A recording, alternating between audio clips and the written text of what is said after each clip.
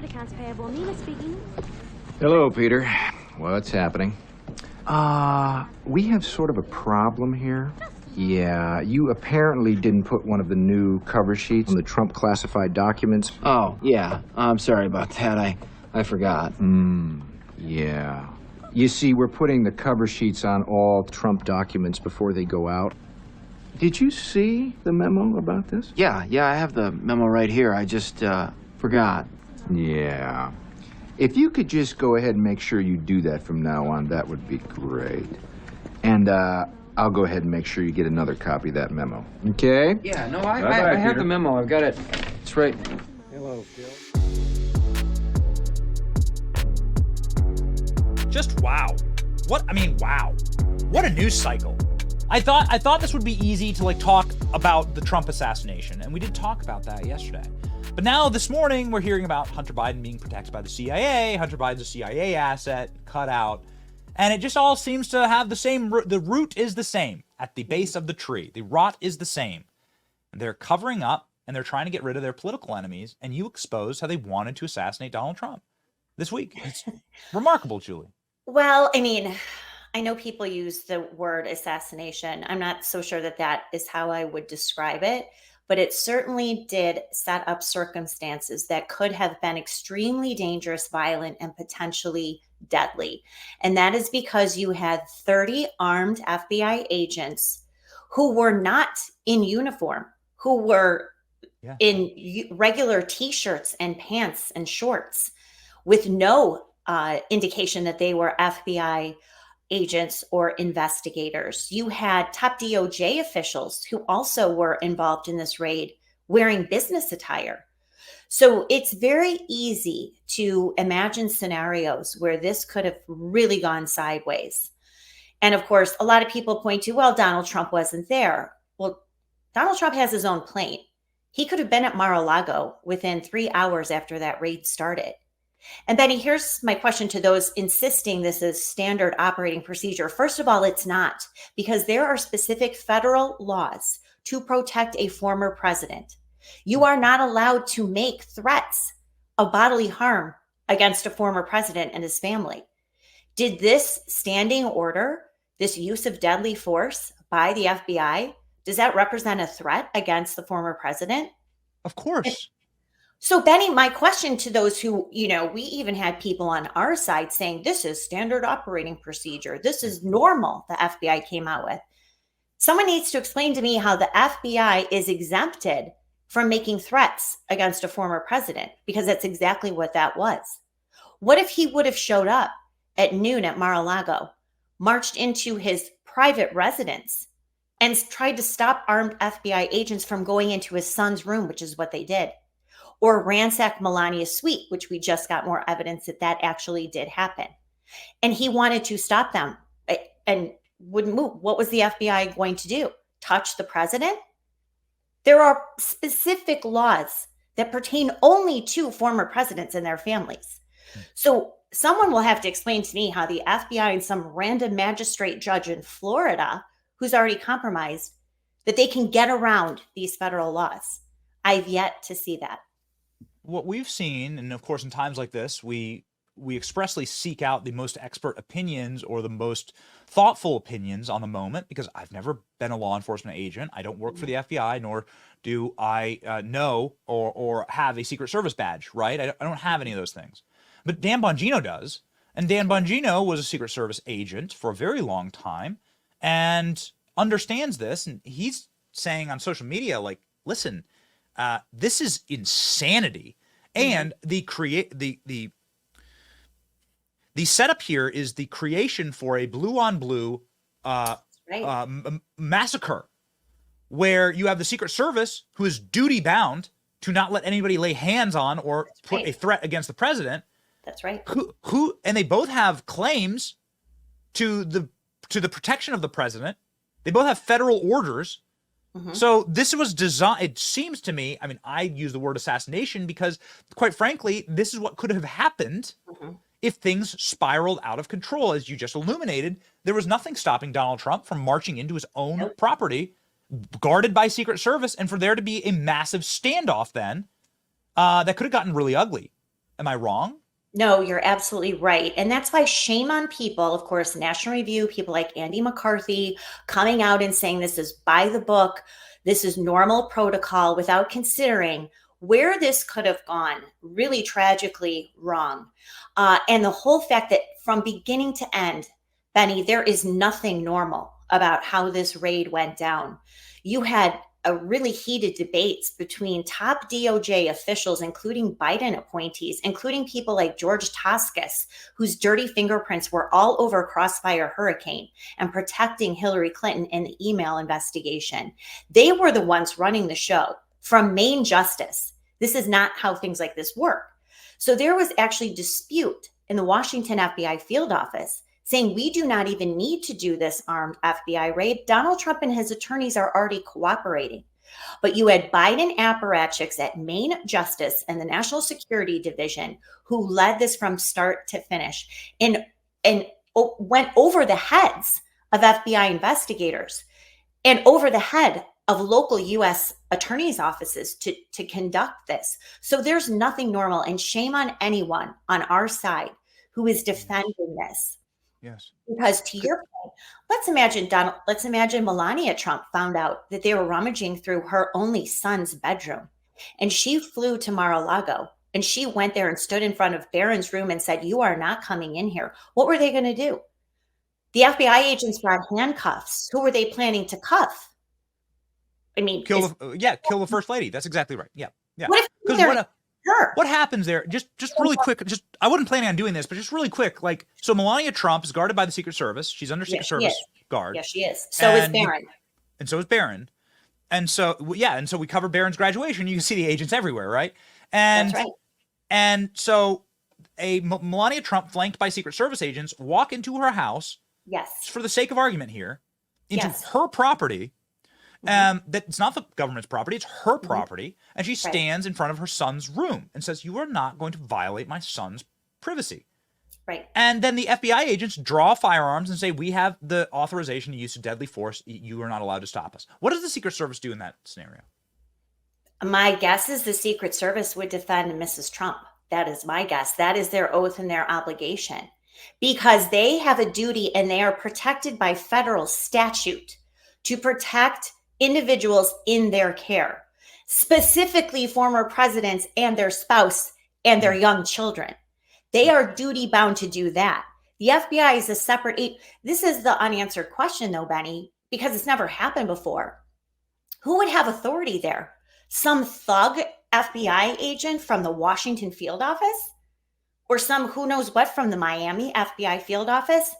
They're going to come in and threaten to arrest Melania Trump? Threaten to put their hands on her because they have this search warrant from this magistrate judge. We're allowed to do whatever we want. No, you're not, because there's actual laws to protect the president, former president, and his family. So this is what people like Andy McCarthy and these some of these former FBI whistleblowers who I have a lot of respect for, and former federal prosecutors saying this is normal protocol. No, it isn't. Show me where this has happened before. And you show me how these FBI agents can circumvent federal law and threaten the lives of a former president and his wife and potentially his child, because that's exactly what this use of deadly force policy embedded in this order designed by the FBI. That's exactly what this did. Yeah, Stephen Miller was on our show and is going quite viral from yesterday, talking about how this is a document dispute that was already handled and more importantly was facilitated in part by the federal government, putting boxes of classified documents into Donald Trump's home. And we have the paperwork to prove that. We have the FBI emails to prove that. And at what point do you step back and say, wait a second, like either ignorance or malevolence on the federal government's part is what led to this potentially deadly raid in the first place? That's because they're the one, GSA is the one saying, take the documents. Right. So there are a couple of different troves of boxes, to your point. So there were boxes that left the White House and went directly to Mar-a-Lago.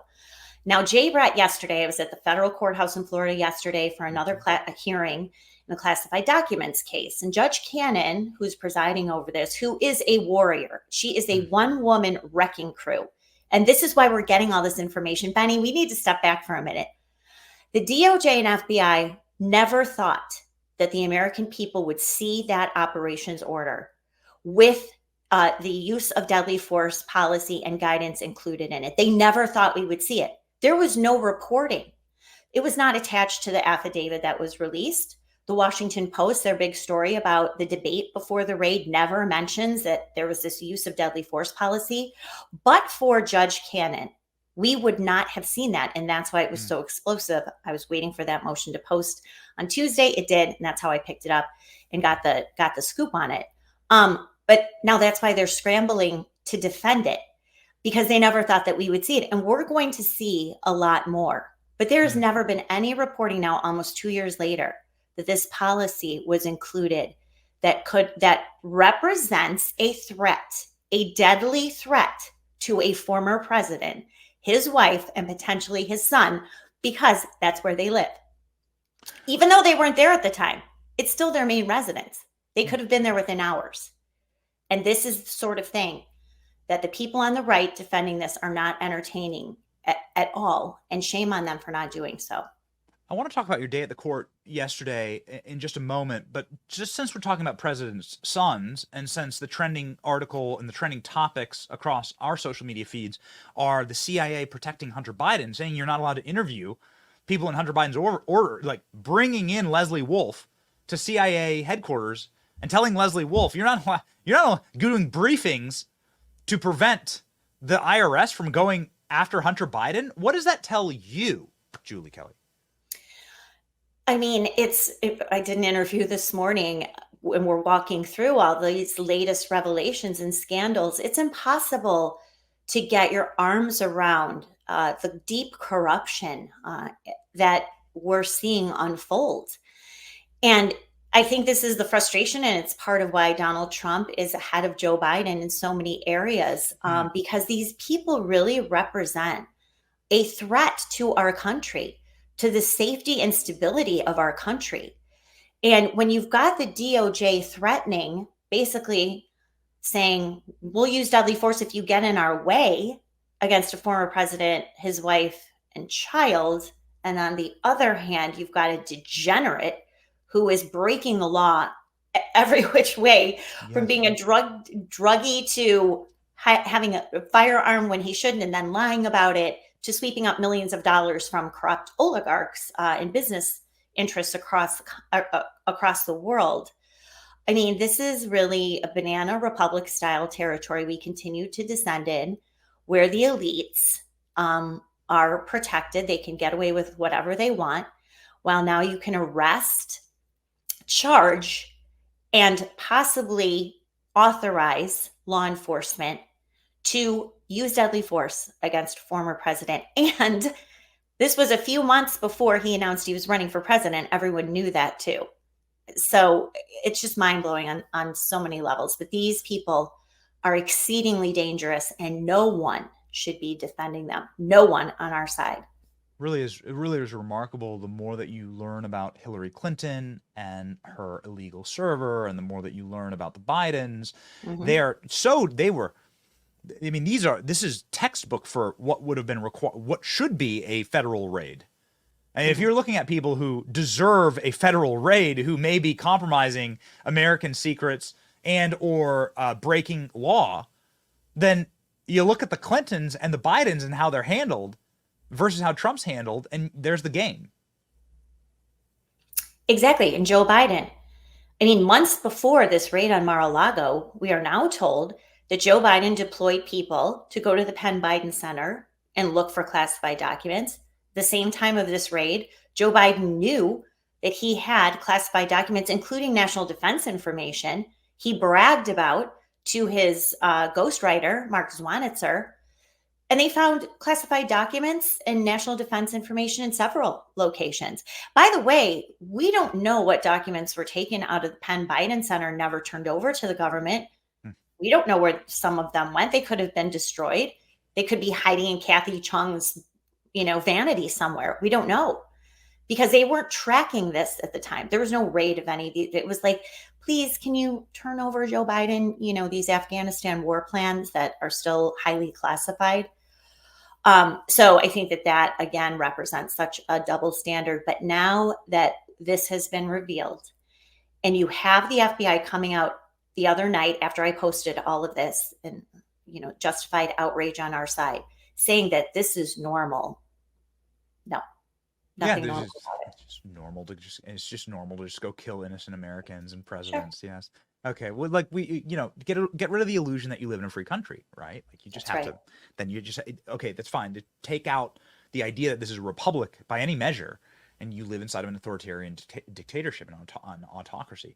I have a follow-up question about that, but really quickly. Yesterday, you were at the court. You were I don't know who posted it. Maybe it was Mike Benz, but he's like, Julie Kelly's just a saint. She's just a saint. Maybe it's Jack Posobiec. She's a saint in this house. Jack. I'm like, Jack. Jack. No, not a saint in this house. You were at the court, and you said that Jack Smith's prosecutors are starting to like snap a la, Judge Mershon. Yep. And they're starting to like lose their minds, and they can't believe that things are going so badly for them. Can you please elucidate for us what happened? So in addition to, and I think this was David Harbach, who is one of Jack Smith's lead prosecutors, he usually is a pretty cool customer. Judge Cannon and Jay Bratt, who started this investigation for the DOJ, they really clash. Jay Bratt clashes with a lot of people because he's got issues. But anyway, so David Harbach was handling the morning hearing about it, motion to dismiss for selective and vindictive prosecution. And this was a defense motion filed by Waltine Nauta, Trump's longtime aide and valet, who also is charged in this case. So Stanley Woodward, the attorney, was going through a lot of this, his motion, understandably. And then David Harbach got up, and he's usually a pretty cool customer. And he and Judge Cannon get along more, as I said, than with Jay Bratt. He just lost his mind. I mean, he was pounding on the podium. He said, this is garbage that I have to sit here and listen to this defense motion being, vetted in public. And he's bringing up arguments he never did before. Oh, okay, DOJ, please tell us how professional and your professional standards are. And at one point, she looked at him and said, I need to ask you to calm down. He was so worked up, but he wasn't just worked up about this motion. He's worked up because she is killing this case a death by 1,000 cuts. As I've written at my Substack, she has now turned the tables, Judge Aileen Cannon, and she is putting DOJ and Jack Smith on trial. That's what started yesterday with these two hearings, because she did allow the defense attorneys to really go on about this selective vindictive prosecution and evidence that they have about it. And this is what is so upsetting to Jack Smith's team, that you have a judge actually doing her job, upholding her oath of office to protect the rights of the defendant and make sure that the government is not abusing their authority, which of course they have in this case since day one. She is holding more hearings into next month. I will be covering them as well.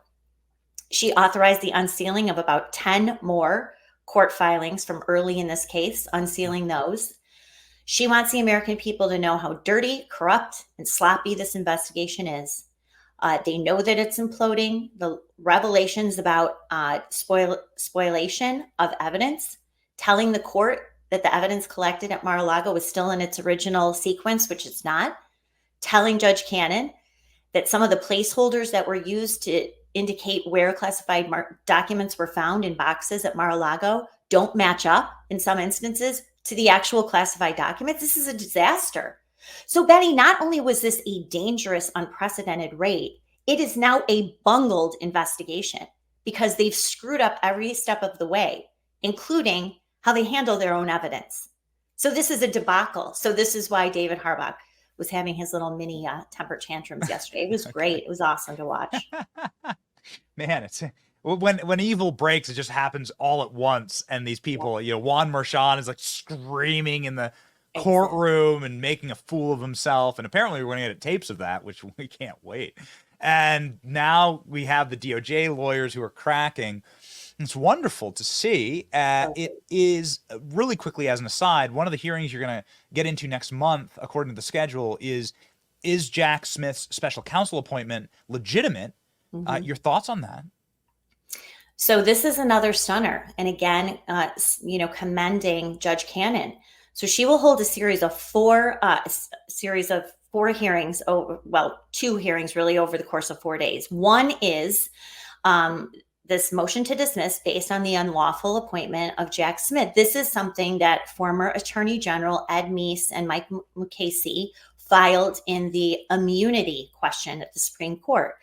And they argue very strongly that Jack Smith's appointment is unlawful because he was never confirmed by the Senate.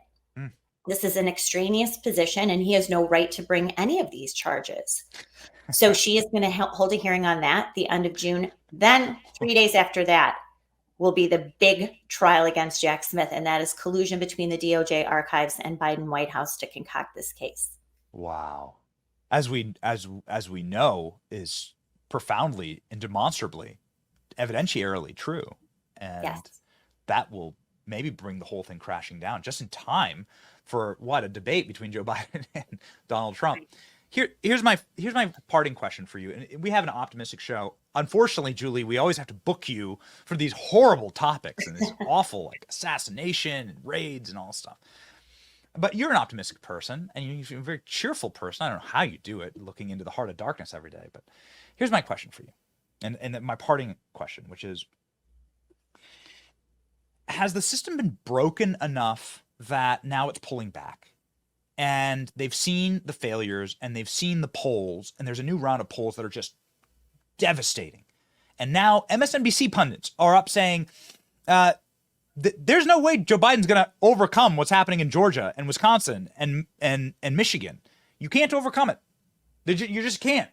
right. We're starting to see like the patterns that are building to an eventuation of a Donald Trump presidency. And we're even starting to see, if you look close enough, you can see the guardrails that are furiously being built around a Donald Trump presidency, a future Donald Trump presidency. Based on your expertise in this matter, do you believe that some of the powers that be have effectively said, we've overplayed our hands here, and this is now an embarrassment, and these people have been these people are jackals, and we should really just throw them to the wolves, and to have this place keep running, we've got to like have a fair one, and we've got to sort of rebuild here. Do you believe that's happening? I'm starting to get starting to feel the energy of that. And I'm starting to see a lot of data points that point to that. I definitely think that is the sense among definitely the base, and then even really disgruntled Democrats who are like, this is not where we want our time and resources dedicated to this lawfare against Donald Trump and his family and his associates, et cetera. But there is no way that the left, the Biden regime, these prosecutors who I watch, most of these judges, with the exception of Judge Aileen Cannon, there's no quit in them. In many cases, they're doubling down, and I already see this in Washington with the judges there. But to be optimistic, there is a lot of unraveling that is happening before our very eyes that these interests did not anticipate would happen, right? They didn't think that Alvin Bragg was going to get the first bite of the apple. They thought right now. Alvin Bragg's never eaten an apple, Julie. Come on. Well, that's true. The first bite of the double bacon cheeseburger. Not that that's wrong, because no one loves them more than I do. But Alvin, yeah, you're right. Maybe a few apples. They thought right now, Benny, the plan was right now, May 20, whatever, we're in 3rd. 2024, that they would be celebrating a quick conviction of Donald Trump in Washington, D.C. on the 4 counts for Jack Smith's indictment on January 6th. They thought they'd be celebrating that they would be moving then this team down to Southern Florida permanently to start the next federal trial against Donald Trump for classified documents. They didn't think any of this material, most of it, would ever see the light of day.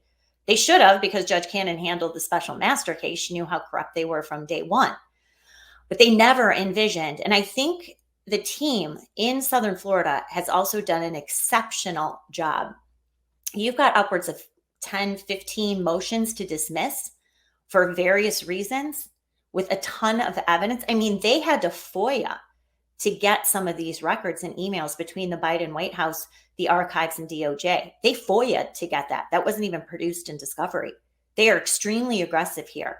And that's something that Jay Bratt and David Harbaugh, because they're arrogant, because they've been unaccountable and gotten whatever they wanted, didn't see this coming. So now they're left with this Alvin Bragg, this clown, this compromised judge who also is a lunatic, and Michael Cohen and Stormy Daniels. This was not how it was supposed to be. So they're disappointed, but that does not mean that they are relenting or giving up, because that's absolutely not who they are. They're Marxists through and through, and they are going to keep punishing everyone, including J6ers, as long as they possibly can get away with it. Yeah, until we put a stop to it. That's like right. We did in 2016 and proved that there's still a little thread here in this country that says we're a republic and that the people are in control, and they're not. And so we pray for that. Prayers up for Eileen Cannon, who is a hero of the republic. And we're sure that you're probably going to be sending a box of candied apples maybe to Alvin Bragg. We have a photo here of Alvin Bragg potentially carrying. Yeah, I mean, it could be a box of candied apples maybe into court. After Donald Trump is acquitted and becomes the most acquitted man maybe in American political history. And we look forward to the ticker tape parade down Madison Avenue on Donald Trump's acquittal here in New York. We'll see what happens. Julie Kelly writes for her declassified Substack, but also for Real Clear Investigations, which is such a sharp organization. We love Real Clear. You can find her on Substack, declassified, but we always encourage our extremely online audience to go to her X account and follow her there. 625,000 patriots, cannot be wrong. And Julie, of course, will share all of her newest research and investigations and bombshell reporting on her X first, and then go and support her on all of her other sites. Godspeed, Julie Kelly. Thanks, Benny. Thanks so much for always having me on. So grateful for your coverage. We're grateful for you, and we want to meet those doggies someday. They're outside in the heat. I got to let them in now. All right.